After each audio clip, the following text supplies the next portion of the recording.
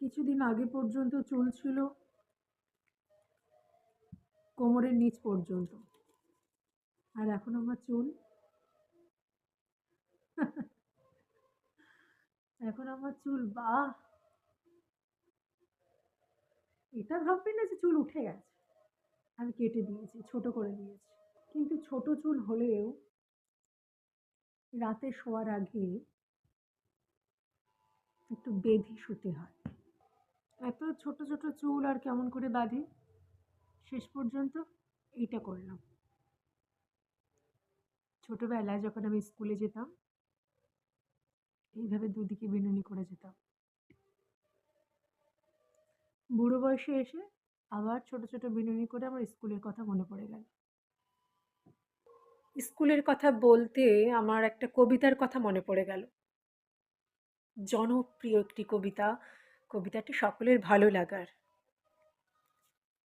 বেণীমাধব, বেণীমাধব, আমি তোমার বাড়ি যাব। বেণীমাধব, তুমি কি আর আমার কথা ভাবো?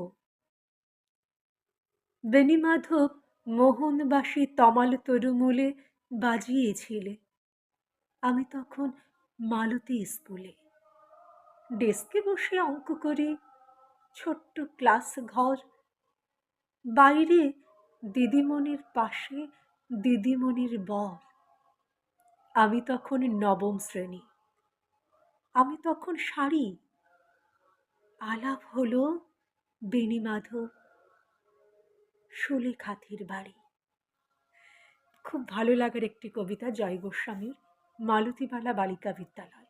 সত্যি যখন নবম শ্রেণীতে পড়ি, চুলগুলো ছিল এত বড় বড়, এত বড় বড়, এরকম দুদিকে বিনুনি করে যেতাম। আর আমাদের তখন ক্লাস 9-এ আর 10-এ শাড়ি পরে যেতে হতো।